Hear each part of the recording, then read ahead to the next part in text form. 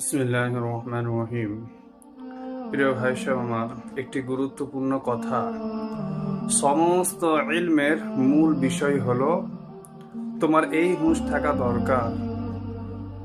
যখন আল্লাহ তাআলার সামনে দণ্ডায়মান হবে তখন তোমার কি অবস্থা হবে, আর এটা জানার নামই হচ্ছে সব থেকে বড় ইলম, সব চাইতে বড় ইলম।